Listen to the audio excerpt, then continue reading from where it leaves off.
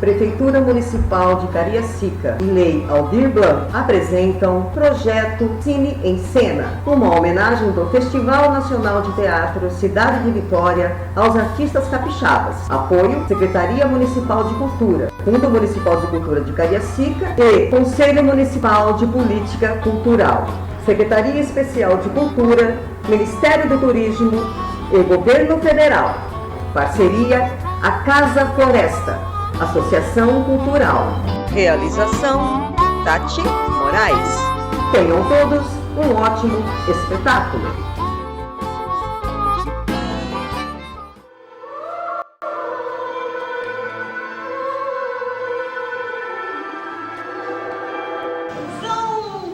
São relâmpagos. É o raio que vem, tá? E eu prendo na garrafa e boto a rolha e depois eu faço o espetáculo.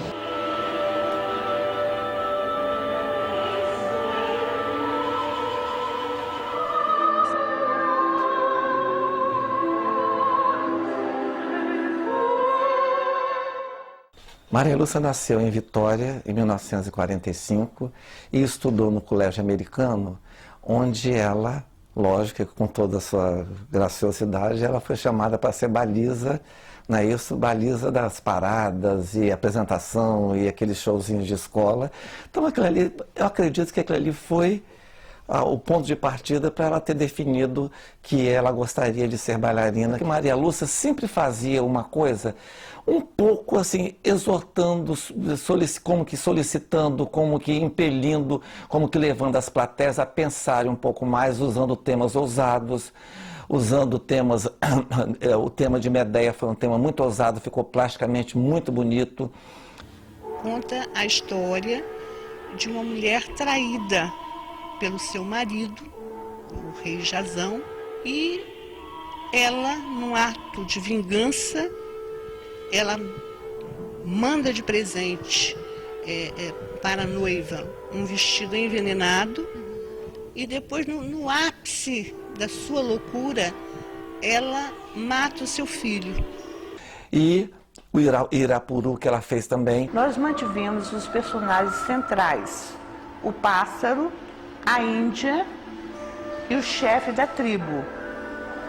E a tribo, é claro, né? Como todos nós sabemos, na periferia das cidades, as gangues são chamadas de tribos.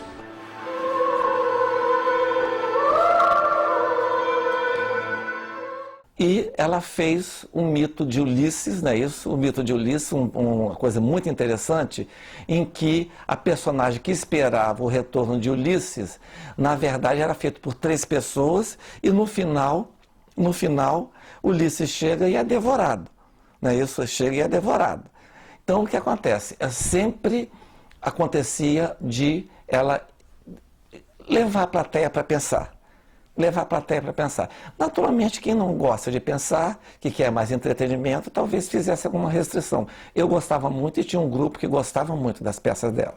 A nossa relação se baseava numa cumplicidade.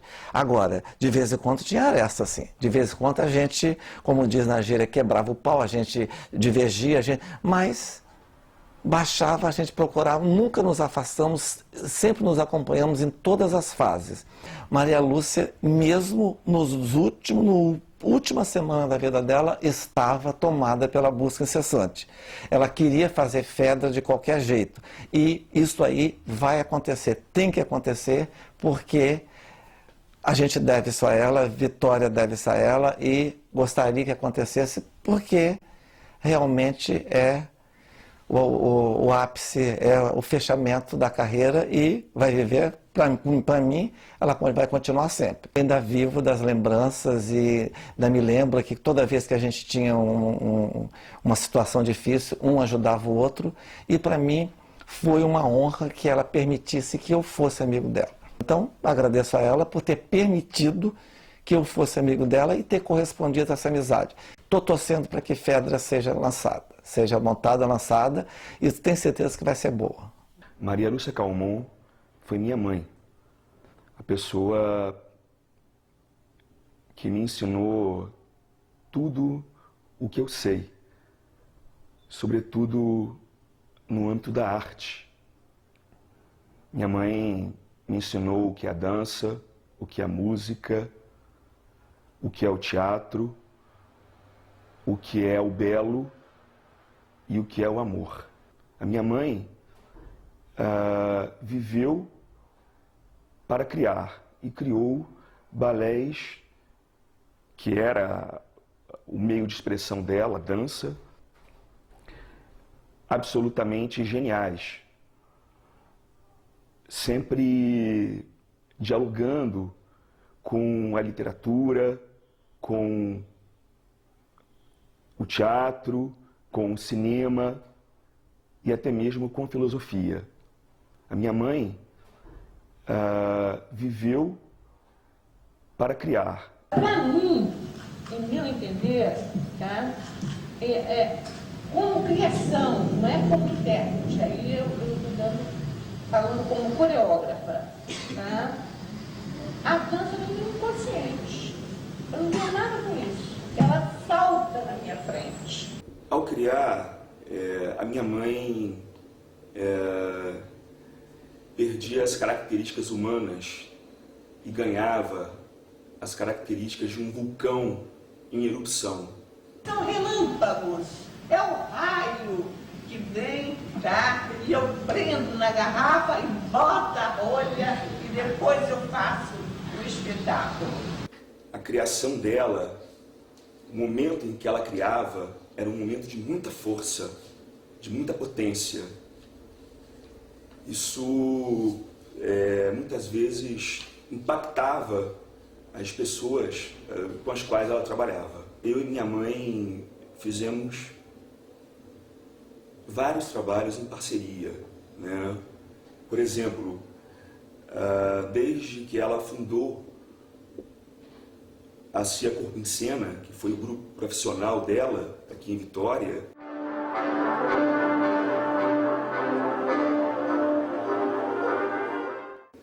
eu fiz todas as trilhas sonoras desses balés. O Jean Calment na sonoplastia, com a música de Villa-Lobos, que, como nós sabemos, é reconhecido no mundo inteiro. Assim como realizei uma assistência de direção, né? Sempre em diálogo com ela, né?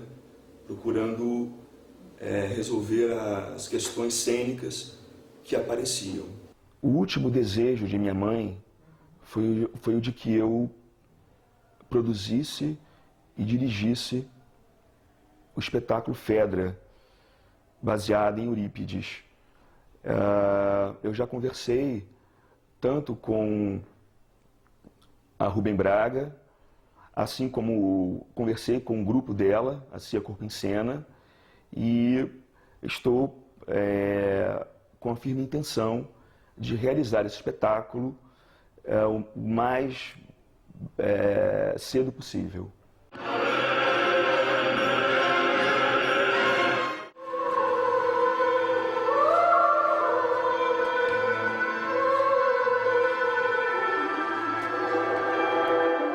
O trabalho que Maria Lúcia fazia em dança fazia referência, na história da dança, ao período da dança-teatro que começou na Alemanha nos anos 20. O trabalho dela tinha muito a ver com o trabalho do Kurt Jooss, que é um coreógrafo que foi mestre da Pina Bausch. E a Maria Lúcia ela gostava muito de trabalhar com dramaturgia universal. Então, ela não era uma pessoa de dança que de repente inventava fazer solo a dois, ou estudo em azul, esses nomes, as coisas subjetivas, né, que se dão à dança. Ela não, ela buscava na literatura, na dramaturgia, os temas dos trabalhos dela. Então isso já é uma riqueza além do próprio movimento. E a referência estética da movimentação diz respeito a esse período da história do teatro e da dança, onde, saindo de uma base clássica, né, de um preparo físico voltado para a dança clássica, os bailarinos começam a interpretar outros personagens e o gestual também é um gestual mais dramático, mais expressivo. Então havia já uma preocupação com o gesto, não só com o movimento de dança, né, de técnica de dança.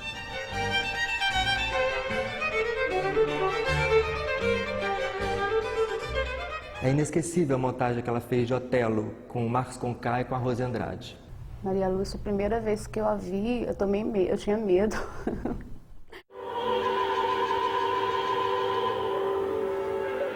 Nós fizemos Medeia, que foi o primeiro, depois de Medeia veio Penélope.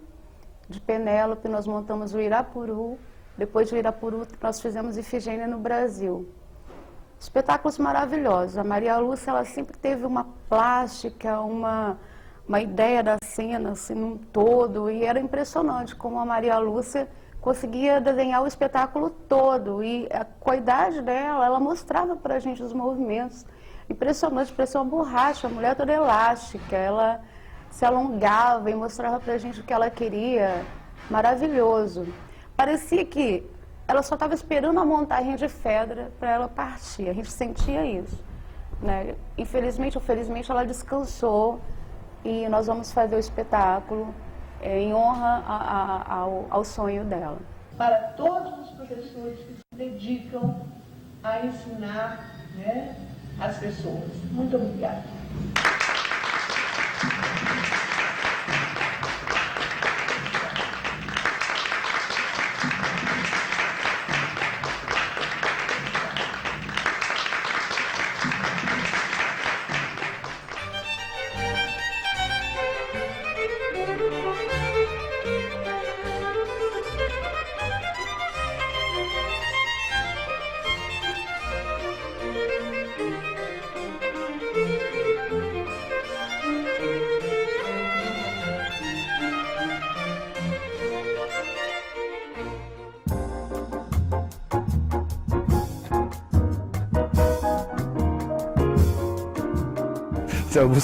Se Augusto Loureiro sem o teatro não seria ninguém. E o teatro sem Augusto Loureiro seria tudo que ele é hoje. A verdade é essa. E eu sem o teatro não vou ser ninguém. Não tem nada, não tem jeito de ser.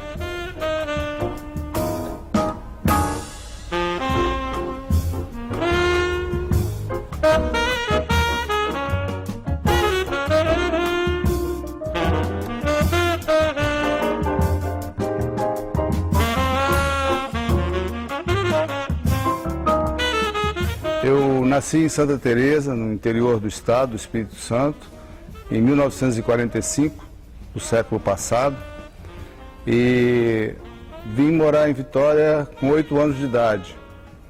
E na minha infância, aqui na Rua 7, na Rua Maria Saraiva, a gente já ensaiava, eu e meus irmãos e os vizinhos, fazíamos umas brincadeiras que eu, depois, mais tarde, que eu percebi que já era um pouco teatro, né? A gente pendurava um lençol no corredor e fazia algumas pantomimas, brincava com guarda-chuvas, com objetos vários.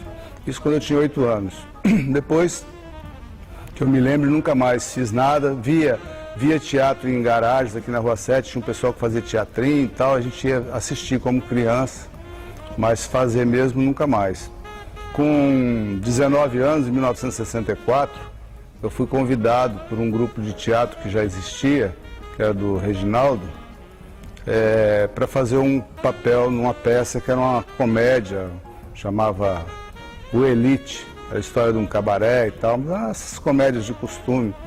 E quando eu cheguei no lugar que a gente tinha determinado para ensaiar, eu era uma pessoa muito tímida na época, eu tinha problema com festa, com aniversário, eu sempre fui muito introvertido. Ainda sou, mas só que agora se percebe menos. E aí quando eu cheguei num lugar assim para ensaiar, eu vi o povo que estava lá ensaiando, as conversas. Aí eu falei, pô, esse é o pessoal que eu preciso em volta de mim, né? Fiquei assim doido com a turma que estava lá e a maneira de conversar, o que eles falavam e tal. E aí, quer dizer, a primeira vez, a minha entrada mesmo no teatro foi mais por conta disso, das pessoas que estavam interessadas em teatro e que estavam ali. Achei pessoas muito interessantes. Eu sempre fui um adolescente meio estranho, porque eu frequentava galerias de arte, eu com 13, 14 anos, aquele pivetezinho no meio dos adultos, vendo exposições de arte, vendo teatro. Sempre fui muito interessado. Então, nesse primeiro ensaio de teatro, eu encontrei a minha turma. Falei, é aqui que eu quero ficar. depois vim para o grupo de teatro da Fundação Cultural, na época era uma coisa meio institucional, a gente tinha um salário, a gente recebia uma grana por mês, que eu não sei como é que era, mas enfim, e a partir daí não parei mais, até hoje, sempre trabalhando com teatro, acho que faz parte da minha vida, eu não sei como seria se não fosse com teatro, se não fosse através do teatro, foi através do teatro que comecei a me comunicar melhor com as pessoas, a passar minhas ideias e tal. Enfim, a minha forma de exteriorizar o que eu quero é o teatro, não tenho mais dúvida disso. Eu interpretei personagens que me enriqueceram muito como pessoa. Então, eu me lembro de Pôncia, da Casa de Bernarda Alba, eu me lembro de Wojciech, né, do Britney, eu me lembro do matador profissional de queima de arquivo, do coveiro, dos coveiros, e, enfim, muitos personagens me marcaram. Quem é o senhor? Tenente Antonino, da Guarda Nacional. Ora, escrivão da coletoria aqui do município. Intermediei a sua compra desse sítio, Major Quaresma. Vim dar as boas-vindas. O cinema, acho que marcou mais, com um papel maior que eu fiz, foi o Tenente Antonino, do Policarpo Quaresma, Herói do Brasil, do Paulo Thiago, que me convidou para fazer esse filme. Nem sei bem porquê, porque o filme só tinha cobras, né? Era Paulo José, Júlia Gans, Chico Dias e tal, e um monte de cobra, e o Minhoquinha aqui, que foi lembrado e foi chamado para trabalhar num grande filme nacional. Isso também me tocou muito, assim, até pelo personagem, que era muito legal, e também pela forma de tratamento. Não recebi tratamento diferenciado nenhum, apesar de não ser uma pessoa famosa, no meio de um monte de famoso, e recebi um tratamento igual, achei isso muito legal, né? Uma valorização de um ator capixaba trabalhando fora daqui. O ilustre está com febre, algum tremor tísico? Não, senhor, é um cacoete, um jeito meu. A cabeça fica meio desgovernada, nada de sério, senhor. Uma experiência muito legal que a gente teve foi com os cegos, que a gente trabalhou um texto do Gilderode. Foi muito fantástico a experiência, porque a gente, nos ensaios, a gente nem combinou muito, né? A gente foi procurando o cego e, de repente, nós 4 estávamos fazendo cegos completamente diferentes. Cada um, de uma maneira, achou a sua maneira de interpretar um cego. Isso foi muito legal. O Figurante Invisível também foi uma experiência fantástica, com Edinardo fazendo o papel principal, que é um pouco a história da vida dele, né? E a gente se emocionava muito. Me lembro que no início ele levou o texto para a gente ler, era só eu e ele lendo o texto, e de vez em quando a gente começava a chorar porque falava de coisas que a gente tinha passado, 2 atores velhos, né? E com experiências mais ou menos parecidas em relação à repressão, à ditadura. E aí foi uma experiência muito legal também. Os personagens das peças estão todos vivos lá dentro. Parece aquela multidão que vai invadir o castelo do mar. Estão todos escondidos atrás das folhas.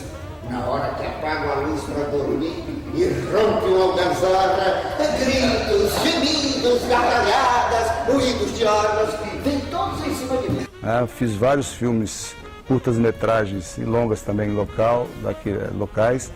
E trabalhei com Marcel Cordeiro, trabalhei em Flora, que foi um filme que eu acho muito legal.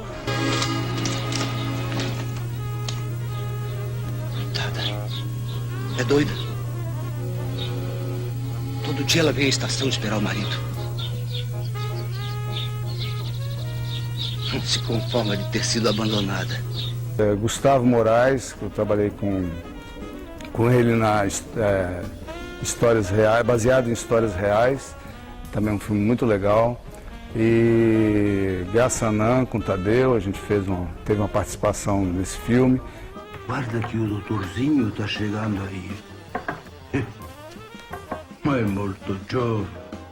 Vai ser difícil enfrentar os Miller. Bom, eu acho muito bom trabalhar. Eu gosto muito de cinema, acho legal pra caramba. Dá pra gente trabalhar, desenvolver personagens de uma maneira muito legal. Tem um tempo, né? A gente tem um tempo de maturação do personagem, eu acho fantástico. E eu curto muito o que eu faço.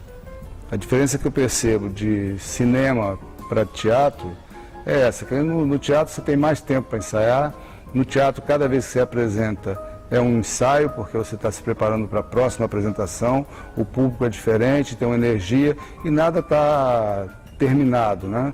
Você está em evolução sempre, da primeira apresentação numa peça até a última, você está sempre... Eu me lembro de Bernarda Alba, eu falava, pô, que incrível, né? Quando você pega um texto bom, um texto do Garcia Lorca, por exemplo, cada vez que eu apresentava, eu sentia novas emoções, novas sensações e queria ir mais para frente. Então o teatro tem essa coisa que é fascinante, né? O cinema não tem. O cinema você fez, está ali, acabou. Aí, por exemplo, vendo Policarpo Quaresma há pouco tempo atrás, eu falei, pô, por que eu não fiz do outro jeito? Eu tinha um jeito melhor para fazer.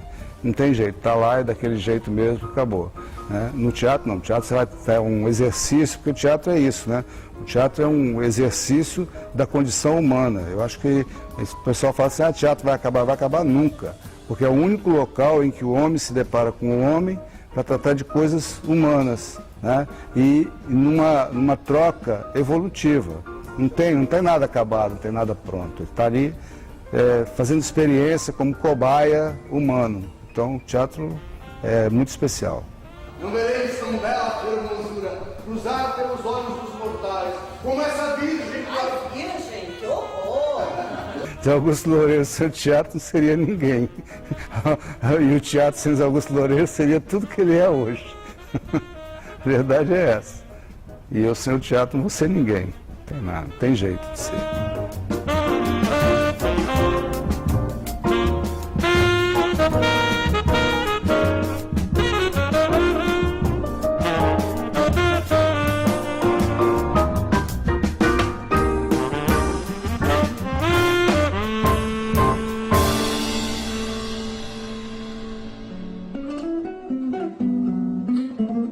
O teatro para mim é quase que uma necessidade fisiológica. No dia que faltar, talvez eu morra. Não pode fazer isso não. Agora eu vou mostrar quem manda. E já vim de uma família estragada, porque como filho adotivo, eles me tinham como filho biológico e me queriam bem, e era filho único e eu não ficava só. E fui criado nas coxias, nos palcos, e tinha muita raiva daquilo, eu não gostava, não queria, e fui criado como no meio de adultos sempre, que não tinha outro papo a não ser teatro, e aquilo me enchia o saco. E eu lembro que a primeira vez que isso marcou bem, porque eu fiz outras coisas, eu comecei com figuração, e a primeira figuração que eu fiz, eu não lembro o título da peça, mas era uma peça que tinha um pastorzinho de ovelhas e as ovelhas ficavam pintadas no telão e eu de costa para o público pastoreando aquelas ovelhas que não existiam. Aquilo era uma bronca que eu tinha sem tamanho. Eu fiz todas as profissões infantis da época, isto na Europa, né, na Alemanha. Eu fiz esse pastorzinho, mais de uma vez outros pastores, fiz engraxate, que era uma profissão de criança naquela época, jornaleiro. Jornaleiro eu fiz numa peça que eu gostei muito da peça, foi a primeira peça que me tocou. Eu lembro do título da peça, mas não sei quem é o autor. Era O Crime da Noite de 16 de janeiro, que eu entrava pela plateia gritando esse jornal do crime, né? E eu saía de um espetáculo e entrava no outro e não recebia nada, né? Não ganhava nada, só muito agrado, mas dinheiro mesmo não pintava. Eu lembro que quando, pós-guerra, já um pessoal já construindo teatro, reformando cidade, um diretor muito jovem, muito louco, me convida para fazer Hamlet. Eu estava com 16 anos e era justamente a idade que Shakespeare pedia para o príncipe da Dinamarca, né? Segundo alguns historiadores, dizem que eu fui o primeiro a fazer o Hamlet com a idade que o autor pedia. E o elenco era todo de ariano, era todo mundo muito branco. Só eu que tinha essa cor. E quando perguntavam para o diretor por que você escolheu um príncipe que não é ariano, e ele falava que a rainha foi estrupada por um soldado africano. E o pessoal levava na graça, e eu sei que eu fiz o tal Hamlet, bem na íntegra da coisa na época, e fui prêmio Revelação. Aí eu achei que eu estava no caminho certo, e foi a primeira vez que eu tinha saído da Barra da Saia de mamãe, né? Então eu achei de assumir aquilo. E ser ator shakespeariano na época era um deus, era uma coisa sagrada, ator shakespeariano. Então eu queria estudar Shakespeare. Cheguei em 54 em São Paulo, era o ano do 4º centenário da cidade de São Paulo. Foi um ano de festa e de muito teatro. Eu assisti muitas companhias estrangeiras sem sair de São Paulo, porque o ano inteiro teve companhia estrangeira no Municipal de São Paulo. Fiquei ainda no TBC ganhando sem trabalhar, porque eu não dominava o idioma, né? Eu achava que a minha língua pátria era germânica e o português estava difícil de entrar. Então tive que fazer aula com Dona Maria José de Carvalho no TBC, na IAD, Escola de Arte Dramática de São Paulo. Já passei a fazer o TBC, peguei todos os grandes diretores italianos do TBC. 3 anos depois, eu fui substituir o ator Agildo Ribeiro, que era uma produção da Anissete Bruno e o Paulo Goulart, num teatrinho que ficava na Praça das Bandeiras, em São Paulo, Teatro de Alumínio, com o personagem João Grilo. E aí eu recebi o tal prêmio de melhor ator com o João Grilo, e eu não sabia falar o português, imagina você, né?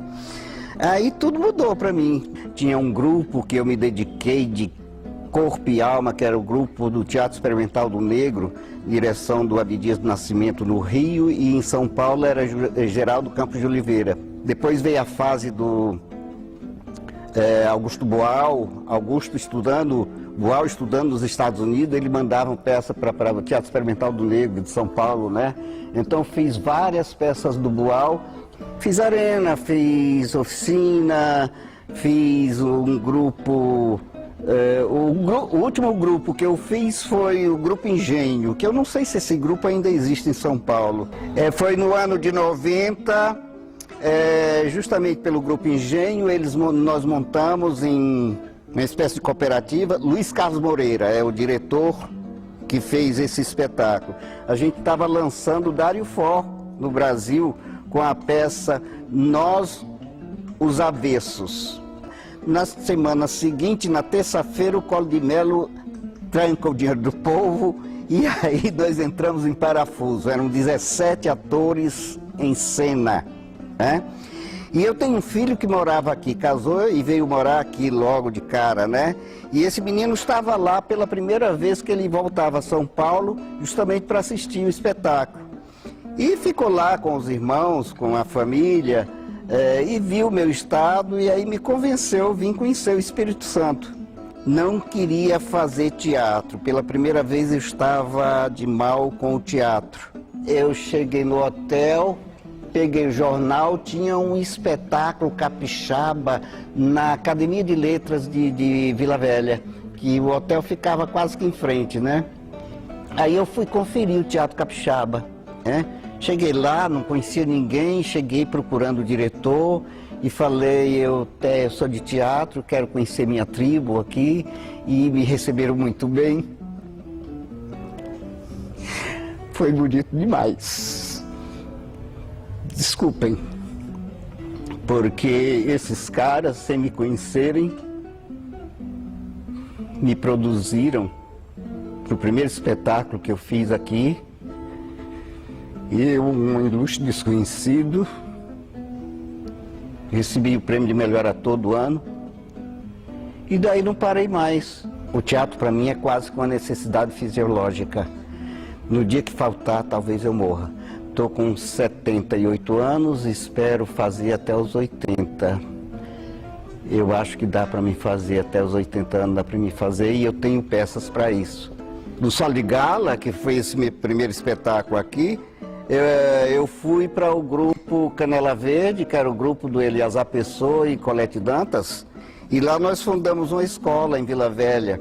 Meu segundo trabalho aqui foi o Inoportuno, de Harold Pinter, com direção de Ari Roas, Eliasar Pessoa e Márcio Martins. Depois fiz o Pedido de Casamento, direção de Paulo de Paula. Depois fiz o Suicidado,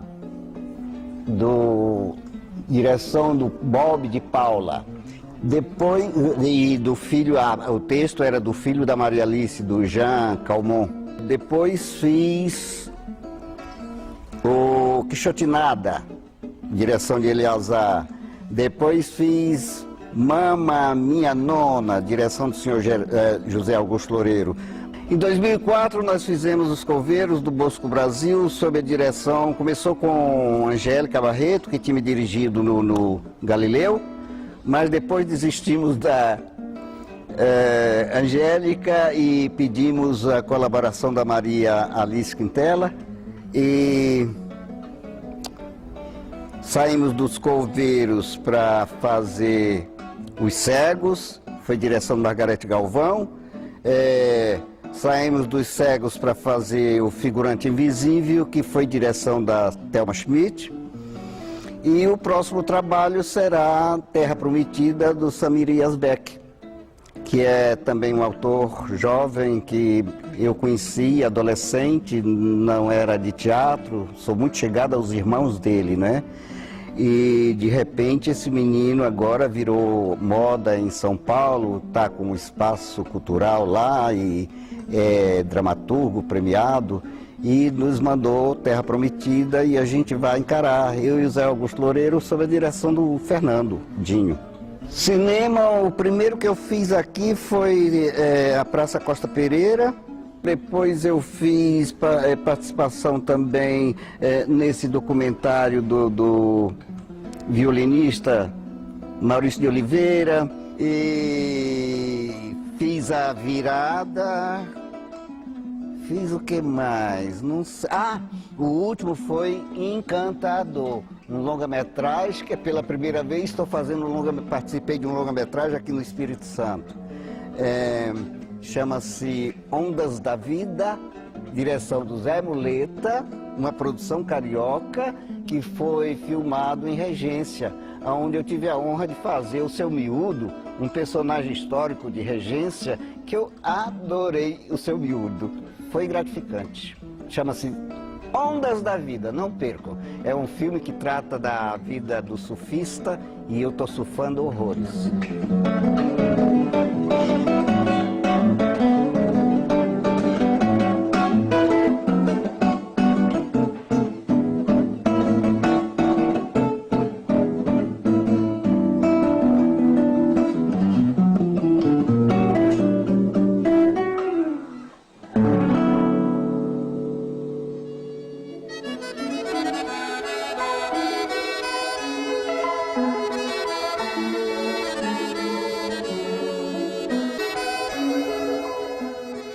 Eu nasci em Tumiritinga, Minas Gerais, no dia 22 de fevereiro de 1958.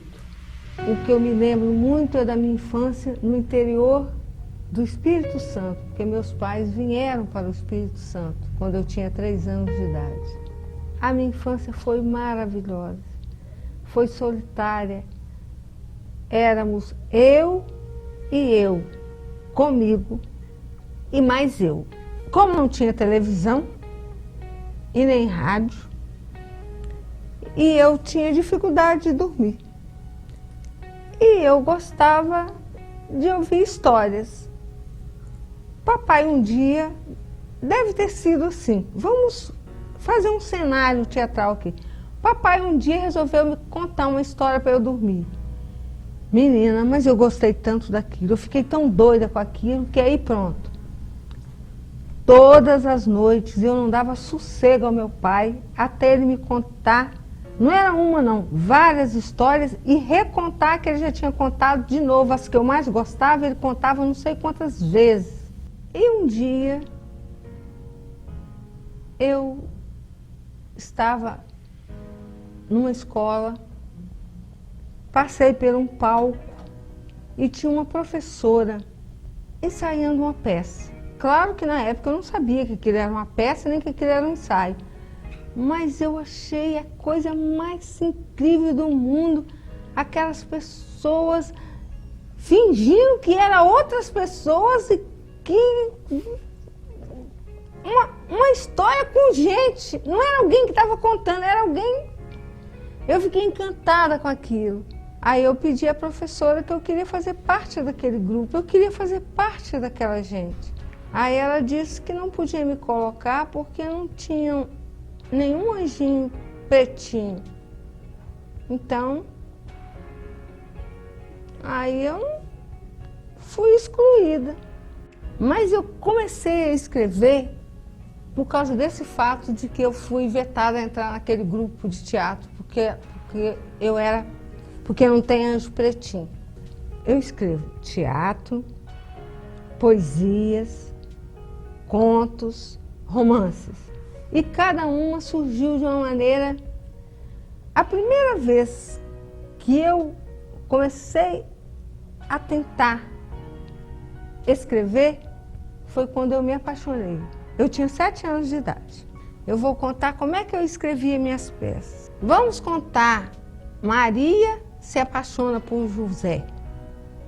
Os dois começam a namorar e brigam porque Thelma quer tomar o José da Maria. Como é que eu escrevia isso? Tudo que Maria fala, eu escrevia nas folhas de papel. Tudo que José fala, eu escrevia em outras folhas de papel. E tudo que a Thelma fala, em outra. Eles só iam saber o que um falava, o que o outro falava na apresentação, na estreia, com o público assistindo.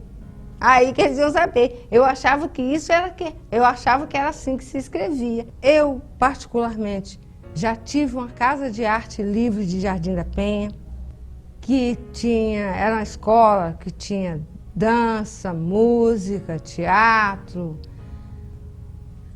pintura e etc e tal, e que eu fali. Foi uma casa muito boa, foi dela que nasceu o texto, o espetáculo Pinóquio, o Menino, que foi a adaptação que fiz, porque na verdade o diretor Rogério Frost queria fazer Meu Pequeno Príncipe, mas não conseguiu autorização para fazer o Pequeno Príncipe, aí veio a história de fazer Pinóquio, o Menino. Isso foi em 93, 94, por aí assim. É lindo o texto. Eu gosto demais dessa peça. Eu gosto demais do Teatro Capixaba, porque eu conheço o Teatro Capixaba. Eu conheço as pessoas e sei que elas lutam, elas trabalham de verdade, de coração. E elas produzem coisas lindas, mas nós, no nosso preconceito, nós só achamos que o que é bom é o que passou na Globo. Se você nunca apareceu na Globo, então você não é bom. A minha luta para que Vitória, para que o Espírito Santo tivesse, na época, tivesse cursos de teatro, escolas de teatro, eu transformei a minha vida nesse sentido, essa sede de aprender, de saber, que foi, por isso, a luta pela Casa da Cultura Capixaba. E eu estou ficando meio apavorada porque derrubaram a Casa da Cultura. Um dia eu passei lá, estava no chão. Derrubaram a escada. Eu tenho medo agora. Jesus que guarde o Carlos Gomes e a Fafi, porque do jeito que está, não sei. Eu vim do movimento cultural. Eu sei da necessidade, como até hoje é o movimento cultural, quer que o governo estadual crie uma lei, tipo a Lei Rubem Braga. A luta pela Lei Rubem Braga não foi fácil. Primeiro, que era preciso convencer os vereadores. É claro que em época de eleições todos eles adoram a cultura, mas não foi fácil aprovar a Lei Rubem Braga na Câmara de Vereadores.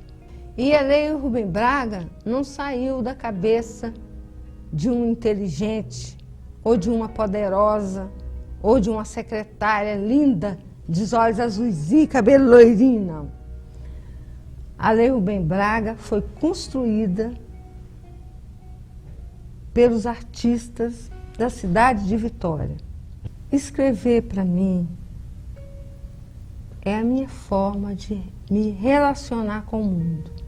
É claro que eu fazia teatro, eu ministrava umas aulas na Fafi. Então eu vivia cercada de pessoas, de manhã, de tarde e de noite. Depois que eu fiquei dodói, eu fiquei cercada de geladeira, sofá, fogão. Mas escrever é isso, é minha forma de ser uma pessoa só. Eu fico com pena das pessoas que estão perdendo a oportunidade de conhecer bons atores, bons diretores, excelentes iluminadores, de conhecer a arte que é produzida nesse estado, feito por gente daqui. Eu tenho pena de quem não vai, de quem não conhece.